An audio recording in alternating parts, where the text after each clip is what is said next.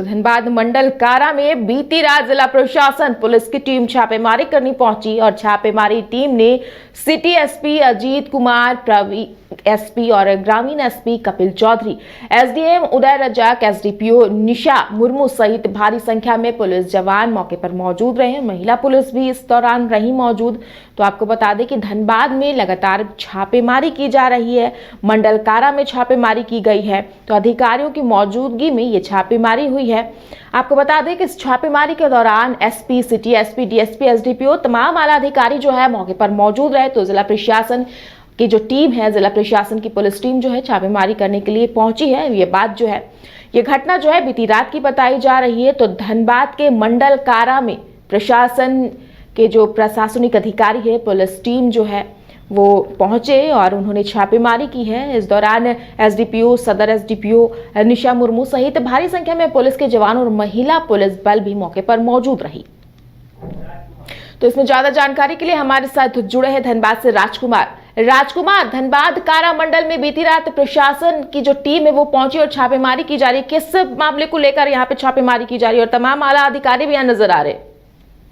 बिल्कुल सिमरन, जिस तरह से पिछले दिनों अमन सिंह हत्याकांड की घटना को धनबाद जेल में अंजाम दिया गया था, उसके बाद लगातार जेल आईजी की निगाह धनबाद में लगी हुई है, धनबाद मंडल कारा पर है। इसके अलावे जो एसआईटी का गठन हुआ है, उनके द्वारा भी हाईकोर्ट के निर्देश पर जो एसआईटी का गठन हुआ है, उसकी भी जांच पड़ताल लगातार धनबाद जेल में चल रही है। जो बंदी पूर्व में बाहर से खाना मंगाकर मनपसंद खाना खाते थे, मोबाइल फोन का इस्तेमाल करते थे, एंड्रॉइड फोन का इस्तेमाल करते थे, नशे की सामग्री अंदर लाई ले जाई जा रही थी, मन मुताबिक वो घूमते फिरते थे, इन तमाम चीजों पर कहीं ना कहीं जेल प्रबंधन की तरफ से अब पाबंदी लगाई गई है। उनके घूमने फिरने पर सख्त पहरा लगा दिया गया है। जेल की जो व्यवस्था है उसे जेल मैनुअल के हिसाब से चलाने की कोशिश की जा रही है। यही वजह है कि अमन गुट से जुड़े हुए कुछ गुर्गों ने खाना लेने से बंद कर दिया था और उनके खाना खाने से इनकार करने के बाद जो अन्य कैदी हैं, वो भी कुछ जो लगभग 200 की संख्या में कैदी हैं, वो लोग उनके समर्थन में आ गए। और जब उन लोगों ने खाना खाने से इनकार किया, तब जाकर इसकी सूचना जेल आईजी को दी गई। और जब जेल आईजी को सूचना दी गई तो धनबाद जिला प्रशासन की टीम और धनबाद पुलिस की टीम को वहां भेजा गया। टीम में एसडीएम उदय रजाक के अलावे धनबाद के सिटी एसपी, ग्रामीण एसपी, तमाम डीएसपी और मुख्यालय स्तर के जो इंस्पेक्टर लेवल के जो पदाधिकारी हैं, उनके साथ भारी संख्या में महिला और पुलिस बल के जवान वहां गए और जांच पड़ताल की, कैदियों को समझाने बुझाने का प्रयास किया। ये तमाम चीजें हैं, तमाम वार्डों की जो तलाशी है वो ली गई और कोई आपत्तिजनक सामग्री नहीं मिली है, लेकिन खैनी की पुड़िया और कई अन्य सामग्री जरूर जब्त हुई है फिर से। इसके अलावे अगर हम बात करें धनबाद जेल में शक्ति की जो वजह है उस पर, तो पिछले दिनों जो घटना हुई थी उसके बाद कहीं ना कहीं धनबाद जेल प्रबंधन के ऊपर जो कार्रवाई हुई, जिसमें जेल अधीक्षक से लेकर जेलर तक और जेलर से जो निचले तक स्तर के जो कर्मी हैं, वो तमाम लोग यहाँ से नप गए थे। अस्थाई जेलर का जो जेलर की तो प्रतिनियुक्ति यहाँ पे कर दी गई है, लेकिन जेल अधीक्षक का जो प्रभार है वो अपर समर्था के जिम्मे है, प्रदीप कुमार के जिम्मे। इसके अलावे जो अगर हम बात कर लें जेल के अंदर की जो रात वाली जो घटना थी, उसमें तो सबसे बड़ी जो समस्या एक और आ रही है कि करीब 16 बंदियों को, जो खूंखार कैदी हैं, उन्हें दूसरे जेलों में शिफ्ट किया जाना है और उसमें से 10 कैदियों को शिफ्ट किया जा चुका है।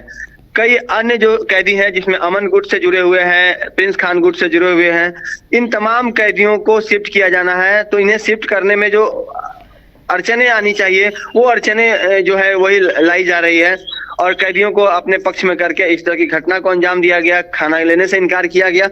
तो इससे कहीं ना कहीं जेल प्रशासन पर, जेल प्रबंधन पर दबाव बनाने की कोशिश हुई थी।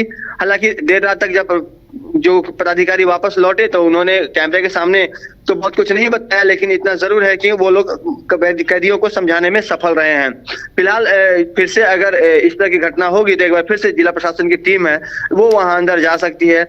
इसके अलावे अगर हम बात करें एसआईटी की टीम की, तो अमन सिंह हत्याकांड से जुड़े हुए तमाम मामलों की जो जांच है वो लगातार चल रही है। सीआईडी के डीएसपी दीपक कुमार एवं अन्य पदाधिकारी बारी बारी से जेल में जाते हैं और जा करके जो संबंधित कैदी है, जिन लोगों ने घटना को अंजाम दिया था, जिन लोगों ने सहयोग किया था, जिन्हें न्यायिक हिरासत में रखा गया है, उन तमाम लोगों से पूछताछ चल रही है। ये तमाम चीजें जो है कहीं ना कहीं हाईकोर्ट की निगरानी में हो रही है, एसआईटी का गठन किया गया है। तो जेल की जो सख्ती है वह स्वाभाविक है।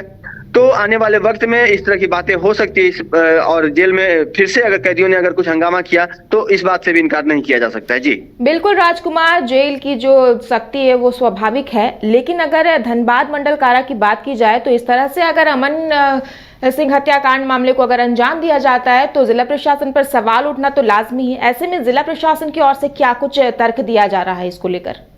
देखिए, जिला प्रशासन कहीं ना कहीं पूरे मामले में सख्त है।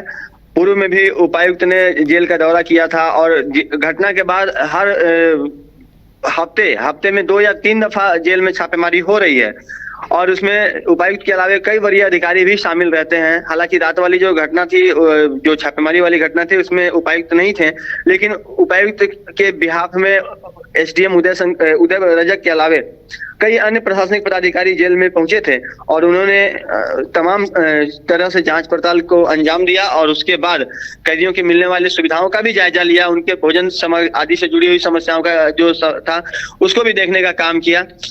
तो जेल प्रबंधन के तरफ से भी, चूंकि कहीं ना कहीं जेल प्रबंधन पहले बहुत चीजों को जिला प्रशासन से छुपा लिया करता था, लेकिन जब से प्रदीप कुमार जेल अधीक्षक का प्रभार में है, प्रभारी प्रभार में ही है, तो भी उनके जेल की जो तमाम जो चीजें हैं, जो भी कार्य जेल में किए जा रहे हैं, उन तमाम चीजों से जिला प्रशासन को समय कहीं ना कहीं जानकारी उन्हें दे दी जा रही है।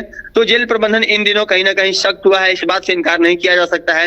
एक और बात करें, धनबाद जेल के अंदर जो अस्पताल है मंडल कारा के अंदर, वहां भी जो चिकित्सक अनावश्यक रूप से भर्ती हो जाते थे, चिकित्सकों पर दबाव बनाकर भर्ती हो जाते थे, बीपी और हाइपरटेंशन का बहाना बनाकर भर्ती होते थे, उन लोगों पर सख्ती हुई है। उन्हें अब अपने ही सेल में रहना पड़ रहा है। जेल में जो अस्पताल है वहां पर आकर वो आराम नहीं कर सकते हैं, वहां पर बिल्कुल राजकुमार, लेकिन जब घटना घट जाता है उसके बाद अगर प्रबंधक अलर्ट मोड पर आता है तो फिर इससे कहना क्या ही किया जा सकता है, क्योंकि जब कोई घटना घट जाता है जिसके बाद अब प्रशासन हो गए या फिर प्रबंधक हो गए तब उठती है, तो फिर इस बात का क्या ही मायने रह जाता है?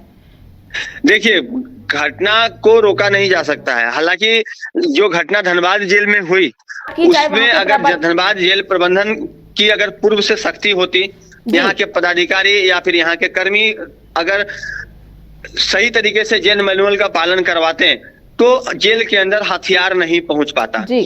हथियार कैसे गई या ये आज भी एक प्रश्न बना हुआ है। जो तस्वीरें जेल से बाहर आई थी उसमें हथियार जेल से बाहर फेंकते हुए जो कैदी हैं वो दिखे थे, तो हथियार अंदर जाने के जो फुटेज हैं वो तो उपलब्ध नहीं है, लेकिन जेल से हथियार जब बाहर फेंका जा रहा है उसके फुटेज उपलब्ध हो कराए गए हैं कोर्ट को। तो कहीं ना कहीं सख्ती पूर्व में आवश्यक थी और वो सख्ती अब की जा रही है। अगर सख्ती पूर्व में की जाती तो अमन सिंह हत्याकांड की घटना को अंजाम नहीं दिया जा सकता था और इतनी बड़ी जो लापरवाही है वह भी उजागर नहीं हो पाती। जी सिमरन। बिल्कुल राजकुमार, तमाम जानकारी के लिए और हमसे जुड़ने के लिए बहुत बहुत शुक्रिया। राजधानी रांची में वाइल्ड वादी लेकर आया है रांची फ्लावर पार्क, जहां आकर्षक फूल मोह लेंगे आपका दिल। रात में आकर्षक लाइट से नजारा होगा रंगीन। परिवार के साथ उठाइए ट्रैम्पोलिन पार्क का लुत्फ। की जगह पर मिलेगा amusement park, zip line, bird park, picnic और कुल्हड़ चाय का भी मजा। Monday to Friday entry fee सिर्फ 200 रूपए और सैटरडे और हॉलीडेज में महज 300 रूपए में भरपूर मनोरंजन। तो आइए वाइल्ड वादी। IIT जी नीट एस्पिरेंट्स के सपने को पंख देने आ गया है कंप्लीट सॉल्यूशन इंस्टीट्यूट। यहाँ है smart classroom, 1-to-1 doubt clearing session, ask the expert, video solution और भी बहुत कुछ। मतलब हम करेंगे आपको गाइड, बनेंगे आपके mentor. Foundation classes from class 6 onwards for your bright future. Visit complete solution institute.